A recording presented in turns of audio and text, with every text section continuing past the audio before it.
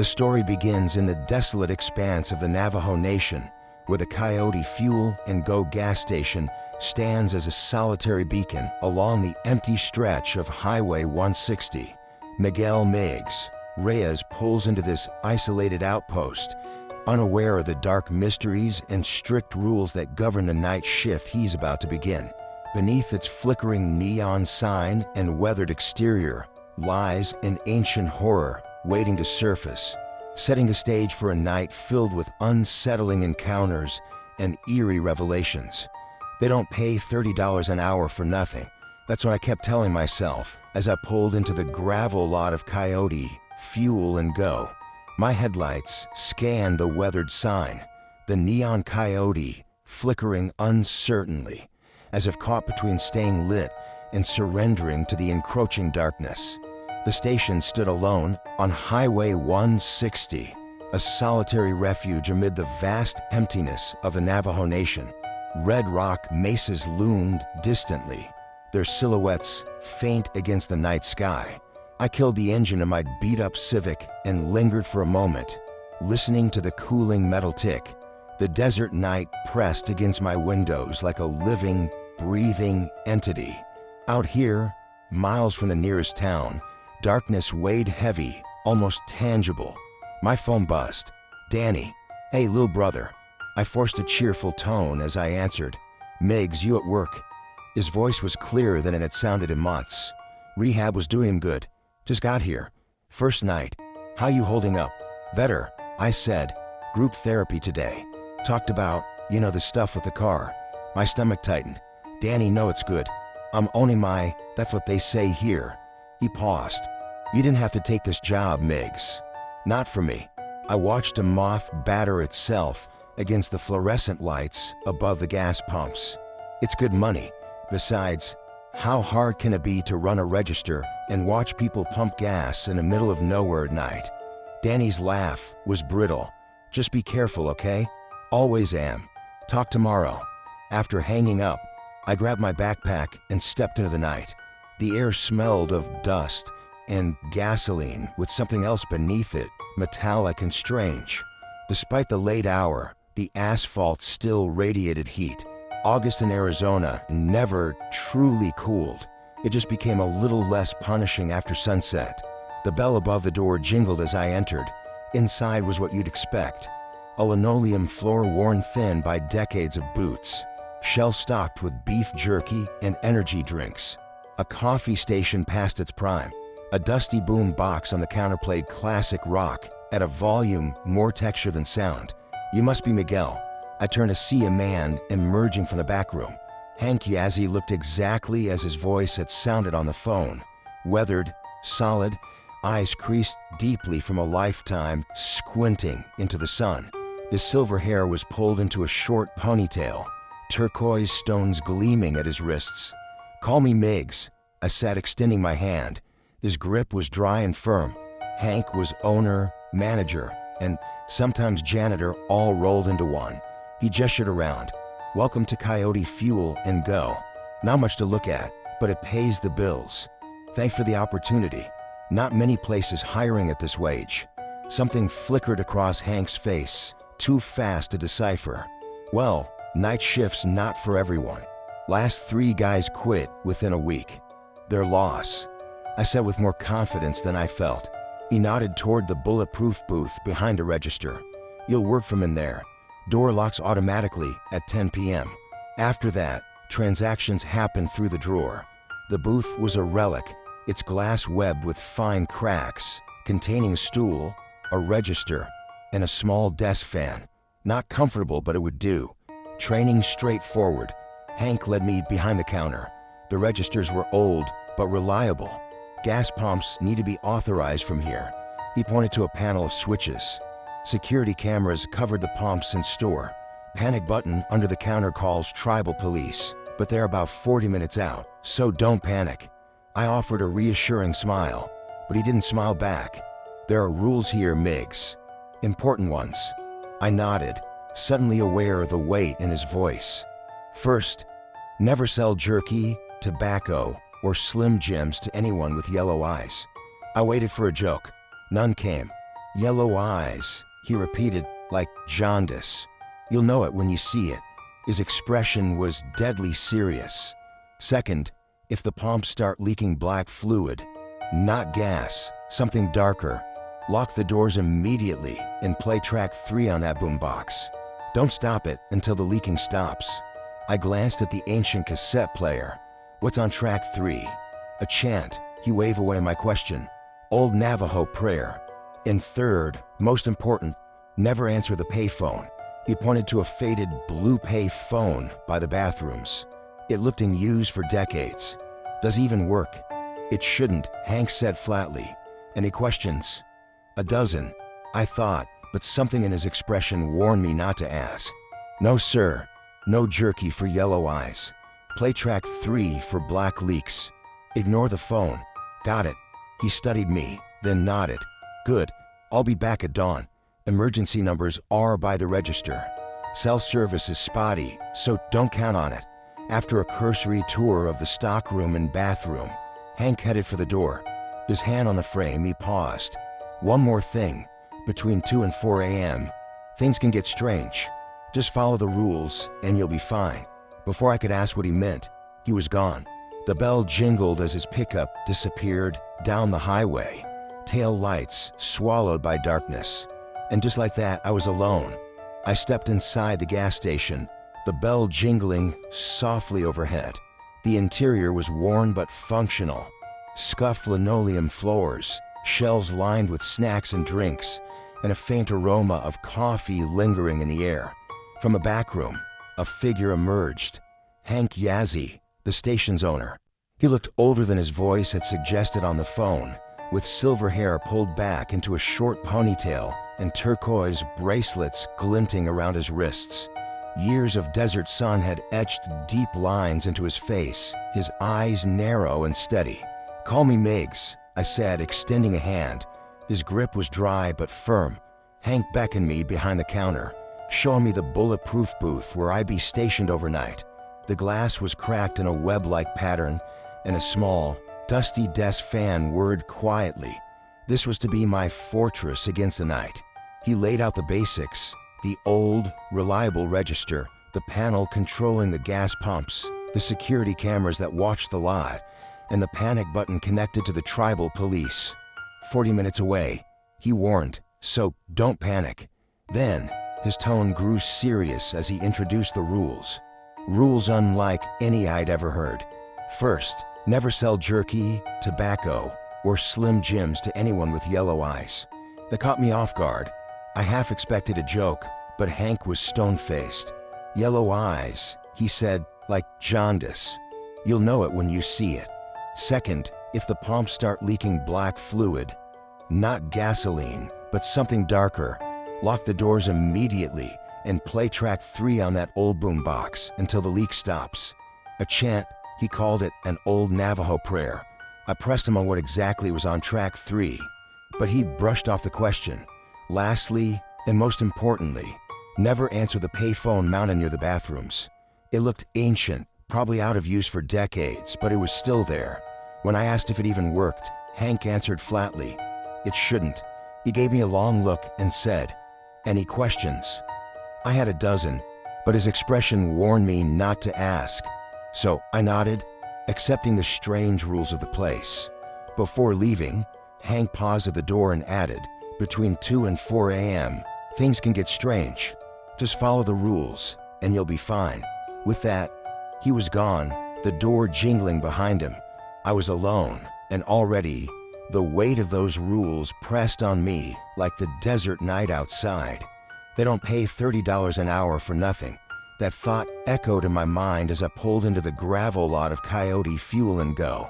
The neon coyote on the weathered sign flickered uncertainly, as if torn between holding on and giving into the darkness. This isolated gas station rested solitary on Highway 160, a lone outpost amid the vast emptiness of the Navajo Nation. Red rock mesas loomed faintly in the distance, their jagged outlines barely discernible under the night sky. I killed the engine of my battered Civic and sat silently for a moment, listening to the cooling metals tick. The desert night pressed against my windows, pulsing with an almost tangible weight. Out here, miles from the nearest town, the darkness felt dense, alive. My phone buzzed. "Danny." I answered, forcing a bright tone. "Migs, you at work?" His voice was clearer than I'd heard in months. What rehab was doing for him showed. "Just got here. First night," I said. "How you holding up?" "Better. We had group therapy today. Talked about the car stuff." My stomach clenched at the mention. "Danny, it's good. I'm owning it. That's what they say here." There was a pause. "You didn't have to take this job, Migs." "Not for me."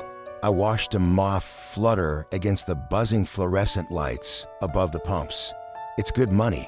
Besides, how hard can it be to run a register and watch people pump gas in the middle of nowhere at night?" Danny's laugh was brittle. "Just be careful, okay? Always am. Talk to you tomorrow." After hanging up, I slung my backpack over my shoulder and stepped out into the night. The air smelled of dust, gasoline, and something beneath it all, metallic and strange. Despite the late hour, the asphalt radiated heat. August in Arizona never truly cooled. It only softened after sunset. The bell above the door chimed as I entered the station. Inside was exactly what you'd expect. Linoleum floors worn thin by decades of foot traffic, shelf stocked with beef jerky and energy drinks, a coffee station past its prime, and a dusty boombox on the counter playing classic rock low enough to be background noise. "You must be Miguel," said a voice from the back room. I turned toward a man stepping out, Hank Yazzie. He looked exactly like his voice on the phone, weathered and solid, deep creases around eyes that had spent a lifetime squinting in the sun. His silver hair was tied back in a short ponytail, turquoise bracelets gleaming on his wrists. "Call me Migs," I offered, extending my hand. His grip was dry and firm. Hank, owner, manager, and sometimes janitor, gestured around. "Welcome to Coyote Fuel and Go. Not much to look at, but it pays the bills. Thanks for the chance. Not many places paying this wage." Something flickered across Hank's face, too quick to read. "Well, night shift's not for everyone. Last 3 guys quit within a week," he said. "Their loss." I replied, hiding my unease behind false confidence.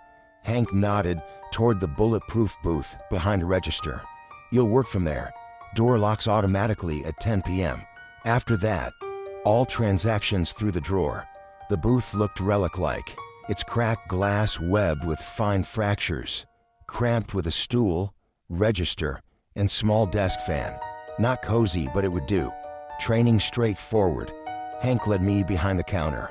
Old register, but reliable. Pumps authorized from here. He indicated a panel of switches. Security cameras monitored pumps and store. There's a panic button under the counter to reach tribal police, but they're about 40 minutes out. "So don't panic," I joked. Hank didn't smile. "There are rules here, Migs. Important ones." His voice carried weight. I nodded, suddenly uneasy. "First, never sell jerky, tobacco, or Slim Jims to anyone with yellow eyes." I waited for a joke. None came. "Yellow eyes," he emphasized. "Like jaundice. You'll know it when you see it." His face remained deadly serious. "Second, if the pumps start leaking black fluid, not gas, something darker, lock doors immediately and play track 3 on that boombox. Don't stop till it ends." I glanced at the ancient cassette player. "What's on track 3? "A chant, all Navajo prayer." He waved away my question. "And third, most important, never answer the payphone." He pointed to a faded blue pay phone near the bathrooms, looking unused since the 90s. "Does it even work?" I asked. "It shouldn't," Hank said flatly. "Any questions?" "A dozen," but his expression warned me to stay silent. "No, sir. No jerky for yellow eyes. Play track 3 for black leaks. Ignore the phone." "Got it." He studied me, then nodded. "Good. I'll be back at dawn to relieve you. Emergency numbers by the register. Cell service is spotty. Don't count on it." After a quick look at the stockroom and bathroom, Hank headed for the door, pausing with his hand on the frame. "One more thing. Between 2 and 4 a.m., things can get strange. Just follow the rules, and you'll be fine. Before I could ask what he meant, he was gone, his truck's taillights swallowed by the dark highway. Just like that, I was alone. The first few hours passed without incident. I tuned to register, straightened candy racks, scrolled my phone until signal died. By midnight, only 2 customers had come in, a local woman buying cigarettes, and a bleary-eyed college kid filling his tank on the way to Flagstaff. At 1:30 a.m., the bell jingled again. A trucker the size of a refrigerator lumbered inside, arms adorned with faded tattoos, a rattlesnake curling around one forearm, its diamond pattern disappearing beneath his sleeve. Evening, I call from the booth. He grunted, heading to the drinks cooler. Something odd caught my eye. His shadow stretched longer than possible, with strange antler-like protrusions from his head. I blinked, and it was normal. He approached the booth, setting down an energy drink and lighter. "Pump 4, he said, sliding cash across the counter. I rang him up, noticing an odd smell, wet fur and burnt. Breathing through my mouth, I asked, "Long haul?" "Always is." His voice was gravel and smoke. "You knew. First night. Not a question." He pocketed the change and left as stiff, mechanical motions lit the room. He stared long at the store before climbing back in his cab and pulling away. I exhaled sharply, clock blinking 2 a.m. Things can get strange, Hank's warning echoed. I told myself it was road fatigue and shadows playing tricks. Nothing more. Then the bell jingled again. A woman in a white sundress glided in, stains darkening the fabric. She moved toward Jerky with an eerie, smooth step. "Can I help you find something?" My voice felt thin, echoing in the empty store. She turned slowly, ordinary face lined with age, yet her gaze prickled my skin. Approaching the booth, she held a package of beef jerky. "Just this," she said, voice surprisingly melodic, as she slid the jerky toward me. Our fingers almost touched. A rotten scent lurked beneath her floral perfume.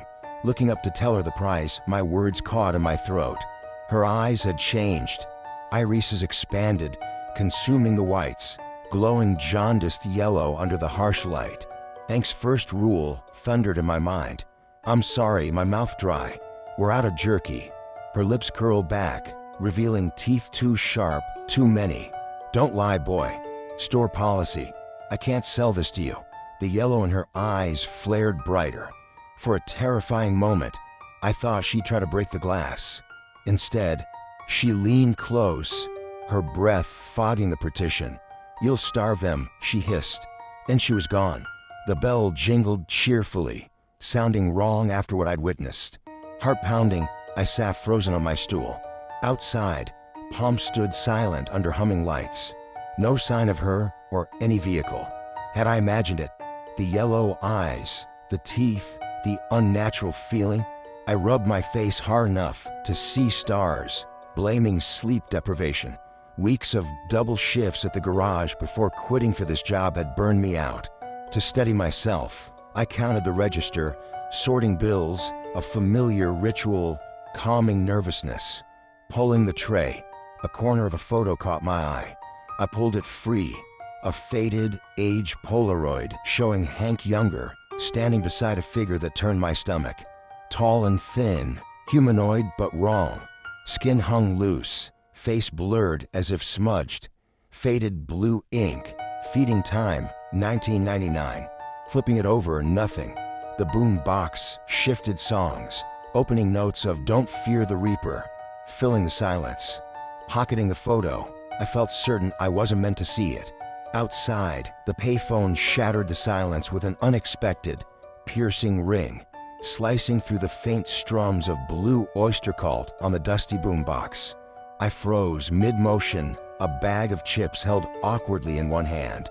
The phone, coated in a thick layer of undisturbed dust, looked relic-like, something that shouldn't even work, yet it rang relentlessly, vibrating softly with each shrill call. Only Hank and Danny knew I was here. Surely, it couldn't be for me. Still, my hand moved almost by its own will. reaching for the receiver despite Hank's strict warning echoing sharply in my mind. Never answer that phone. Curiosity overwhelmed caution. I lifted the receiver to my ear, greeted first by static, the kind that makes your teeth chatter. Then, through the crackling interference, came a voice, a woman's, aged and muffled as if speaking through a heavy, watery veil. "They're using you," she whispered, the words barely audible. "The pumps aren't for gas." "Who is this?" I asked, my voice sounding foreign in my own ears. More static surged like ocean waves, distorting the voice further. Then came a chilling instruction: ask about his wife. Before I could process, the voice shifted into something high and childlike, the words sharp and accusing. "Miguel Reyes stole a car. Miguel Reyes broke the law. Miguel Reyes left his brother to fall." Every syllable froze my blood. No one here knew about my past. No one but Danny. I slammed the receiver down, my hand shaking violently. The phone instantly began ringing again. I stumbled back, knocking a rack of chips to the floor with a loud crash that echoed through the empty store. The ringing continued, persistent and unforgiving, as I retreated to the relative safety of the bulletproof booth. After 20 rings, silence fell suddenly, like a crushing weight pressed onto my eardrums. Outside, the flickering lights cast jittery shadows, one moving unervingly on its own, creeping along the concrete like a slick pool of spilled oil before vanishing beneath pump number 4. I rubbed my eyes, blaming exhaustion and restless nerves. Weeks of double shifts and little rest had left me running on empty. Yet, deep down, something told me this was no ordinary fatigue. The desert, this ancient, merciless land, reminded me of my grandmother's words. It doesn't forget. It holds every footprint, every drop of blood, every whispered secret in its sands. That night, at Coyote Fuel and Go, the darkness wasn't just a backdrop. It was alive, patient, and hungry, and the phone call was only the beginning. As the night deepened, the air around Coyote Fuel and Go grew heavier, thick with a creeping malevolence that seemed to seep from the very earth. I couldn't shake the feeling that something unseen hovered just beyond the edges of the flickering lights. Shadows twisted and writhed unnaturally along the walls and floor, their movements unsettlingly fluid and raw. Every noise, the hum of the refrigerators, the creak of the old linoleum, even the distant howls carried on the dry desert wind, felt amplified and charged with foreboding. My heartbeat quickened as I recalled Hank's cryptic warning about the hours between 2 and 4 a.m., the time when things get strange. Now that phrase echoed in my mind, its meaning sinking in with chilling clarity. Visions flickered at the corners of my vision, fleeting images of figures with glowing yellow eyes, their form shifting between human and something else, a woman's spectral face twisting into sharp fangs, whispers in a language that I didn't understand brushing just beyond hearing. Each moment drew me further into a haze of paranoia, as if the station itself conspired to ensnare me deeper into its dark secret. The rules Hank laid down weren't mere precautions. They were barriers against the creeping darkness that sought to consume everything inside Coyote Fuel and Go. On the 7th night, as the air hummed with an electric tension, Migs arrived at Coyote Fuel and Go, feeling the weight of what awaited him. Hank's truck was already parked there, a rarity at their shift change, and the gas station itself seemed shrouded in deeper shadows. The neon Coyote sign, once flickering, now stood dark, its usual glow extinguished. Inside, an eerie stillness replaced the familiar hum of refrigerators and freezers. The security monitors displayed nothing but static, and the register was left wide open. Cash vanished. Calling out for Hank revealed no answer, only the oppressive silence of the empty store. Moving toward the stockroom, Migs caught a scent, a metallic organic odor that unsettled him. Pushing the door wide, he found Hank hunched over a metal table, his silver hair loosened and his movements rhythmic, as if kneading dough. The man's face bore a hunger that was raw and primal. Hank's words pierced the dark. He had been waiting for Migs. The usual candidates had proven too weak or fearful, but Migs stood strong. He had answered the forbidden phone, witnessed the woman with yellow eyes, and performed the chant when the pumps bled their dark fluid. These signs marked him as the chosen, guiding Migs through an open door that should have led only to a storage room. Hank revealed a moonlit desert clearing surrounded by unfamiliar red rock formations. At its center stood 4 ancient pillars resembling gas pumps, but constructed from massive bones etched with unknown symbols. This was the true heart of Coyote Fuel and Go, the hidden shrine beneath the modern facade. Hank explained the grim legacy. The station sat atop sacred burial grounds of the Skinwalkers, Navajo shape-shifting witches bound to the earth through an ancient pact. The gas pumps did not dispense fuel, but instead siphoned the life essence of travelers. Small offerings to keep these malevolent spirits asleep and away from the people. However, as modern travelers dwindled and payments shifted to digital methods, the offerings grew insufficient. Clasping Migs's wrists in cold, burning chains, Hank revealed that Migs was to be the next sacrifice, the young and strong blood the Skinwalkers now hungered for. The chains bound Migs to one of the bone pillars, sealing his fate. Hank dismissed using himself, explaining that his lineage tethered him as keeper, but only the strong could be offerings. As dark shadows, elongated and distorted, circled the clearing to the Skinwalkers' haunting howls, Migs pleaded for release, offering to leave and never return. But Hank warned the desert's memory was unforgiving. The ritual must proceed to ensure the spirits remained dormant and others safe. Trapped, Migs grasped the gravity of the station's true nature. This was not just a gas station, but an ancient battleground of dark spirits fed by human sacrifice, a legacy perpetuated across generations with terrifying compliance. The confrontation shattered his illusions and left him to face the horrifying truth lurking beneath the desert silence. As I settled into my 7th and final night at Coyote Fuel and Go, the atmosphere felt thick with anticipation, as if the desert itself was holding its breath. Hank's truck was already parked when I arrived, a rare sight for our shift change. The station appeared different tonight. The pump lights flickered weakly, barely reaching the edges of the concrete island. Even a neon coyote sign was darkened, its usual red glow extinguished, leaving only the sterile buzz of fluorescent lights inside. Stepping through the door, the familiar jingle was absent, replaced by an eerie silence that swallowed the space hole. I called out for Hank, but only the quiet tick of the analog clock responded. Moving cautiously to the register booth, the security monitors showed static, and the cash drawer lay wide open and empty.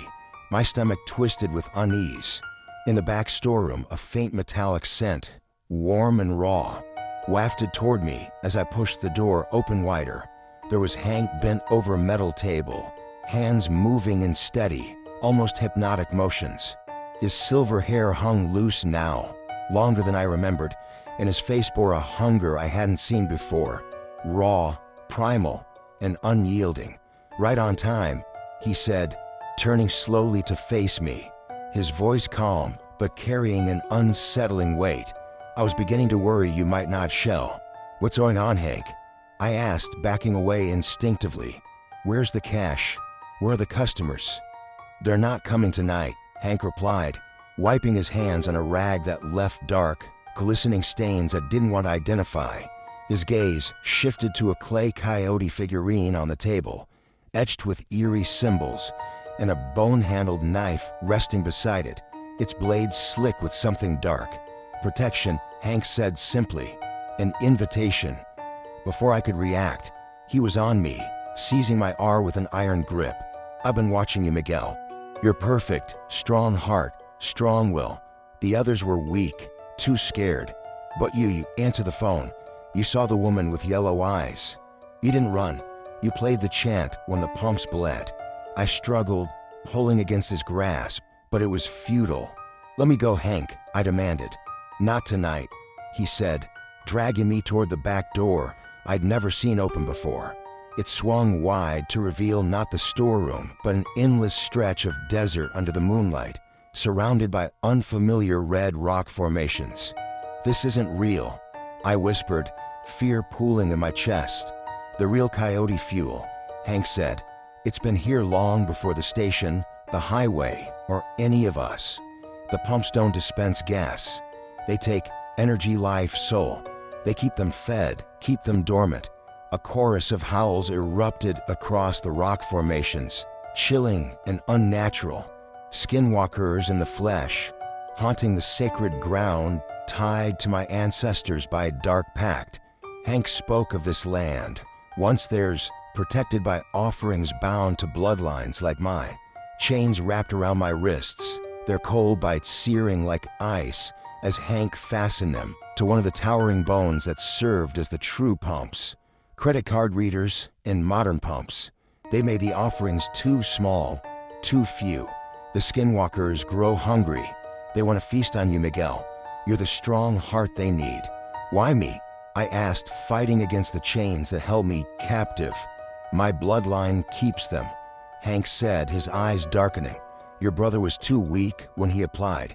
They sensed the drugs thinned his blood. You, though, you're perfect. The Skinwalkers found you.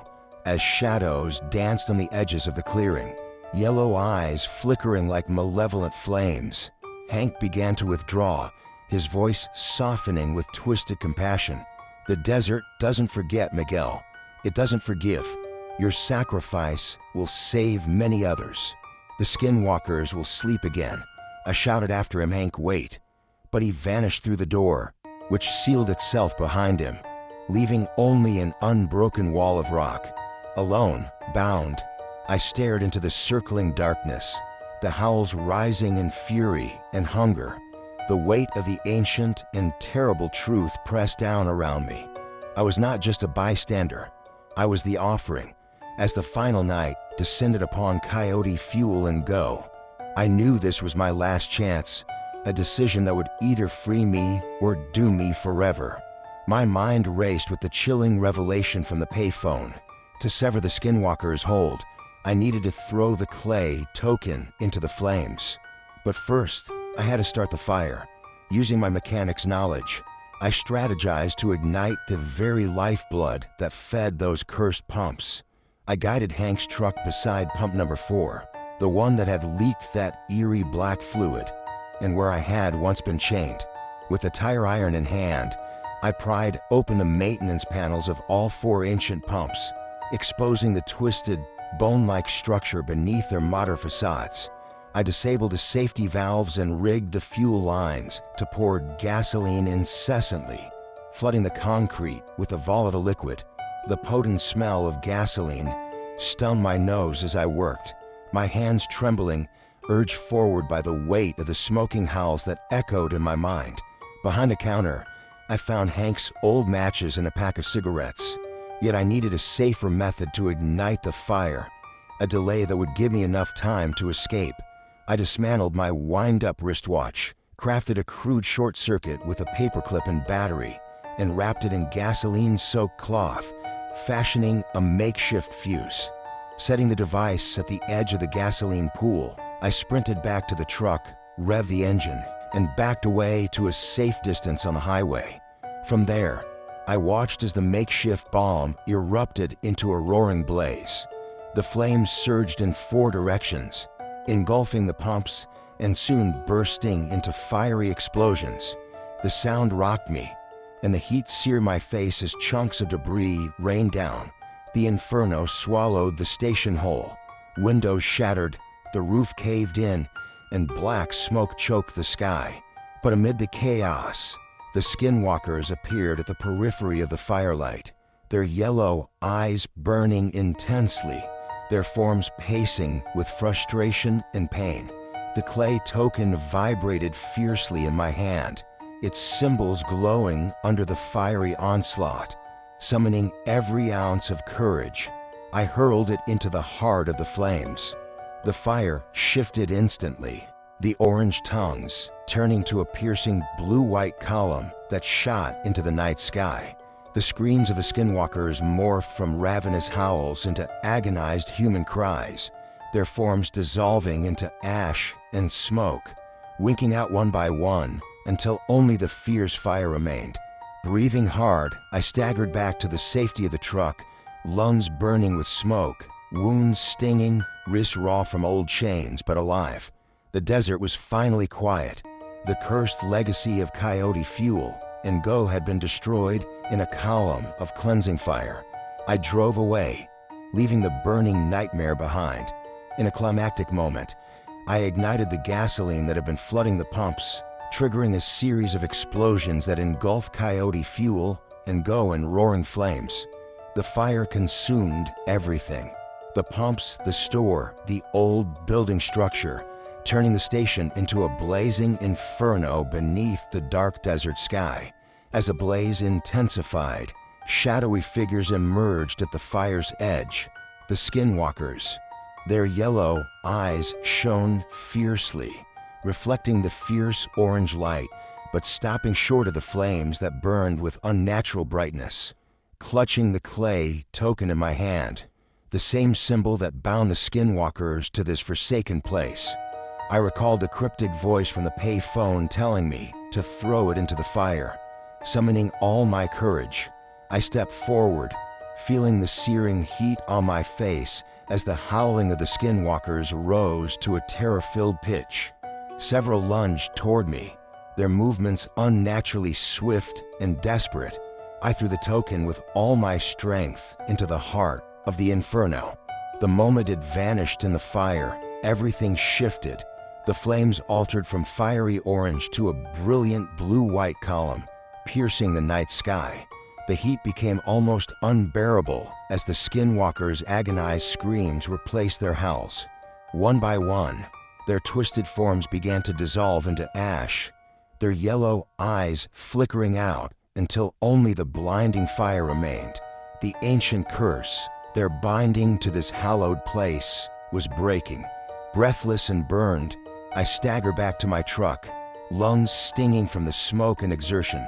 As I drove away from the inferno, I glanced in a rearview mirror to see the towering column of flame lighting the desert for miles around. A final, blazing farewell to the dark horrors of Coyote Fuel and Go. Whatever had haunted this remote stretch of highway was no more. As a fire reduced Coyote Fuel and Go to smoldering ruins, the dawn brought a fragile sense of relief. The destructive blaze had consumed the old gas station, severing the sinister link that bound the Skinwalkers to the land and ending the cycle of sacrifice that had haunted the desert for generations. With the ancient evil quelled, Miguel Reyes found a renewed hope rising from the ashes of that harrowing night. 1 week later, Danny emerged from rehab, clear-eyed and sober for the first time in many years. Together, the brothers packed what little they owned into a car, ready to leave behind the ghosts of their past.